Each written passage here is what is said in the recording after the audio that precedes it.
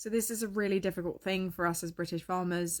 We're not selling to you at extra, it's just that they're selling it to you less. And the reasons for that is many different reasons, but some of them being exchange rates sometimes just mean that their labour is much cheaper in their country.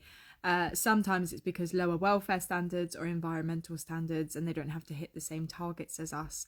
And then the other huge issue is that we have so much red tape and paperwork involved in what we do as farmers. Same with pretty much every industry in the UK, whether that be childcare or whatever it may be.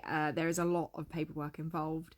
And that all takes so much time, and that time does have to be paid for. Time is money, unfortunately. So they are just some of the reasons that British meat and British produce can be slightly more expensive than it is to import it from other countries, despite the fact that you've got to obviously ship it halfway around the world or wherever it may have come from.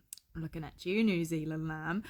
They don't have ear tags, they don't have movement licenses, and the paperwork that we have to deal with. They don't have to pay to have their dead stock removed. They can just bury their dead animals if something dies on the farm.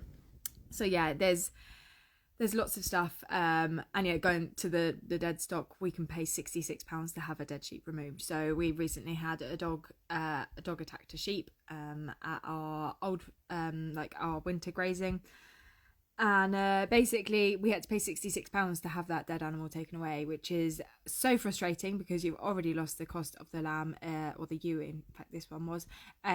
We also lost the cost of her lambs because she was also in lamb, and then we had to pay £66 to get her taken away, which we legally have to do in this country, but other countries wouldn't have to deal with that.